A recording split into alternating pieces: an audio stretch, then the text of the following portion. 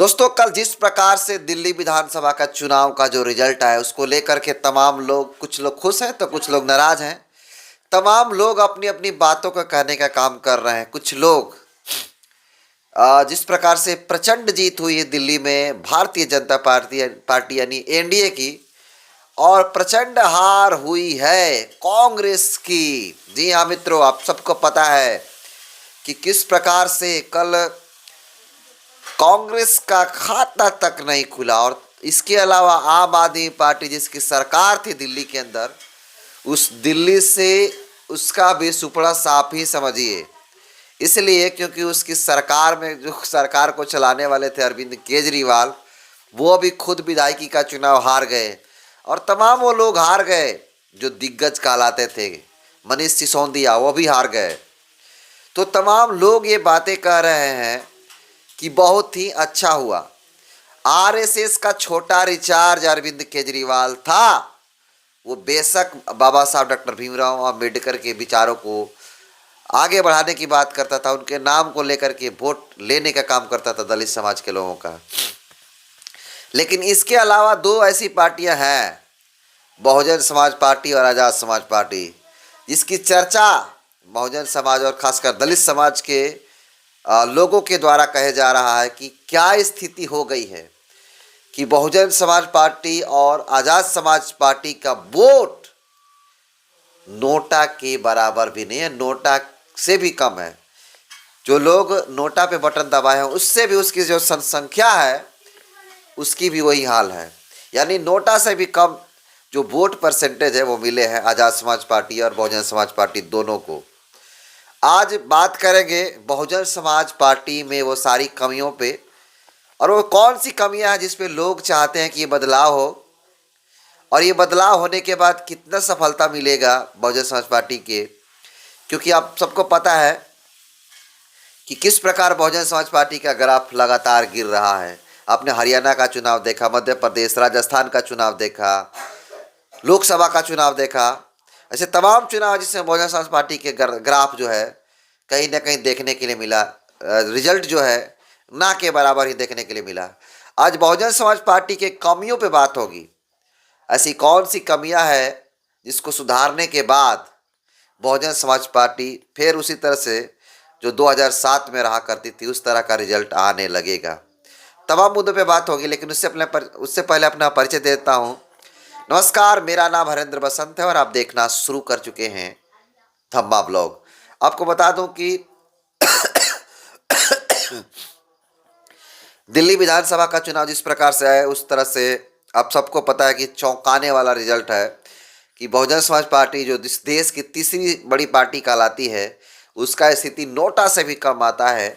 और आज कमियों पे बात करूंगा और करना पड़ेगा, क्योंकि जिस प्रकार से कमियां हैं उस कमियों पर अगर फोकस करके उसको सुधार न किया जाए और ये बात नेताओं तक न पहुंचाया जाए तो कहीं ना कहीं राजनीतिक सफलता नहीं मिलेगा। और दलित समाज का जो अस्तित्व है, राजनीतिक जो अस्तित्व है वो लगातार गिर रहा है। तमाम लोग हैं उस पर अपनी राय दिए हुए हैं।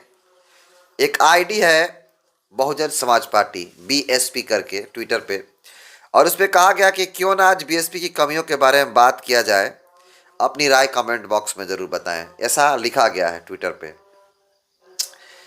इसके अलावा बात करूंगा ये तो जो है अपना लोग अपना फीडबैक दिए हैं, इस पर अपनी भी राय रखने का काम करूंगा। मेरी इस पे ओपिनियन क्या है, कैसे बहुजन समाज पार्टी काम करेगी, तो शायद अगर इस तरह से काम करेगी तो निकल सकती है, बहुत बेहतरीन परफॉर्मेंस कर सकती है। तमाम लोग हैं, देखिए आपको दिखाने का भी काम करूंगा। सबसे पहला जो कमी बताने का लोग काम किया उस पर दिखाऊंगा।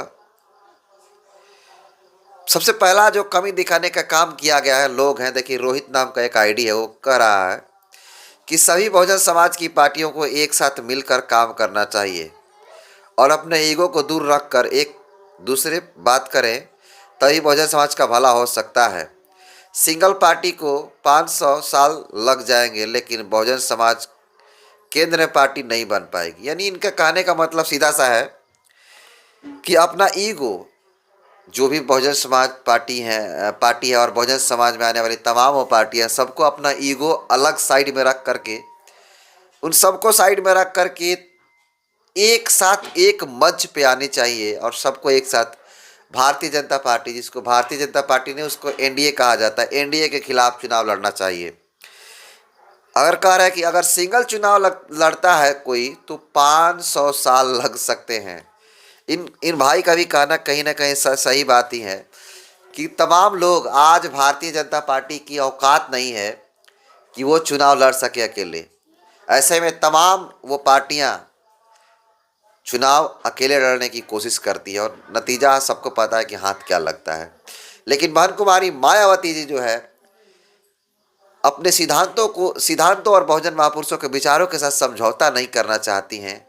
शायद यही कारण है कि बहुजन समाज पार्टी की मुखिया बहन कुमारी मायावती जी गठबंधन में नहीं गई और ना ही लोग लेना चाहे इंडिया गठबंधन में, क्योंकि जिस प्रकार से अखिलेश यादव, लालू प्रसाद यादव और तमाम कुछ छोटे भाइयों को जो बयान आया है सामने, उसको लेकर के बहुजन समाज पार्टी के नेताओं को बुरा लगा। शायद बहन कुमारी मायावती जी भी देखी होंगे उस वीडियो को या फिर स्टेटमेंट सुनी होंगे तो उनको भी बुरा लगा हुआ। और लोगों की बात को लेते हैं, देखिए तमाम लोग हैं। दूसरा सवाल, डॉक्टर सतीश निगम बहुजन समाज पार्टी पे सवाल उठाते कहते हैं कि ज़्यादातर जिलों में सिर्फ कागज़ों में कैडर होते हैं, बहन जी के निर्देशों का ज़मीन पर पालन नहीं होता है। देखिए ये सवाल है, ये उठाने का काम किए हैं डॉक्टर सतीश निगम जी। देखिए तमाम ये सवाल है और ये साफ कह रहे हैं, मैं भी इस बात से सहमत हूँ। बहुजन समाज पार्टी के नेताओं के वजह से बहुजन समाज पार्टी में कुछ ऐसे दलाल भड़वे किस्म के नेता हैं जो बहन कुमारी मायावती के ग्राफ को गिराने का काम कर रहे हैं। बहुजन समाज पार्टी में है लेकिन मलाई किसी और से खाते हैं। मैं नाम नहीं लूँगा ऐसे लोगों का, लेकिन आप भी जानते हैं और हम भी जानते हैं, इसको सुधारना पड़ेगा। इन्होंने साफ तौर पे कहने का काम किया कि ज़मीनी स्तर पे जो कैडर होते हैं वो एक्चुअल में नहीं है, सिर्फ कागज़ों में। सच्चाई है कि बूथ स्तर का जो अध्यक्ष बनाए जाते हैं, सेक्टर अध्यक्ष बनाए जाते हैं, पंचायत अध्यक्ष बनाए जाते हैं, विधानसभा अध्यक्ष बनाए जाते हैं, ये सारा काम मुझे लगता है कि बहुजन समाज पार्टी में बहुत कम जगहों पे देखने के लिए मिलेगा। और बुराई पे बात करना जरूरी है, कमियों पे बात करना बहुत ज़रूरी है, नहीं तो सुधार नहीं होगा। तो मैंने भी इस चीज़ को देखा है, मैं जहाँ रहता हूँ और यहाँ के लोगों को मैं देखा हूँ कि बूथ स्तर पे आते हैं तो कैसे लोगों को सेलेक्ट करते हैं जो आरजेडी में हो, जो बहुजन समाज पार्टी के विचारधारा से मैच ही नहीं करता है, आरजेडी में हो, कांग्रेस से। मैंने देखा, खुद देखा है, अपने सामने देखा है। लोग दूसरे लोगों को ज़बरदस्ती कर कह रहे बन जाना, ऐसा लोग भोजपुरी में कहते रहता है लोग। मैंने खुद देखा है, सिर्फ और सिर्फ कागजी कार्रवाई के लिए कि मैंने इतने लोगों को बना दिया, आप जाइए, मैंने इतना अपना बूथ अध्यक्ष बना दिया, सेक्टर अध्यक्ष बना दिया, विधानसभा अध्यक्ष बना दिया, तो तमाम लोगों को सिर्फ कागज़ों में दिखाया जाता है। मैंने इस चीज़ को फील किया है और इसको सुधार करना पड़ेगा बहुजन समाज पार्टी के नेताओं को और कार्यकर्ताओं को।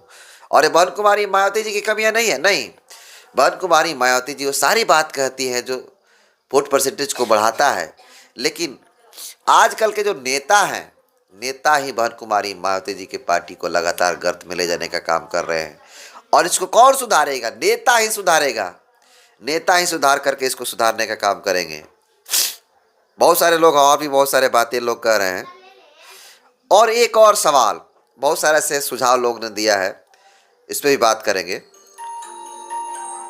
एक और सवाल उठाया जा रहा है कि जिस दिन बसपा और एसपी दोनों पार्टी एक साथ काम करेंगे उस दिन हर जगह जीत पक्की होगी, जय भीम नमो बुद्धाय।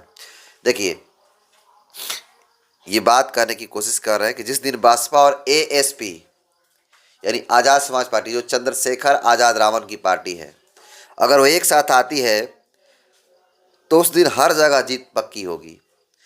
लेकिन मैं इनकी बातों से सहमत नहीं हूँ, क्योंकि अब सबको पता है कि जिस प्रकार से आज आज़ाद समाज पार्टी आई हुई है, लेकिन इससे पहले कौन था? इससे पहले कौन था? बहुजन समाज पार्टी 2014-15 के बाद ही ना आई है अभी आज़ाद समाज पार्टी। अगर बिहार की अगर बात किया जाए तो बिहार में भी किस तरह से चुनाव बहुजन समाज पार्टी जीतती थी, आप सबको पता है।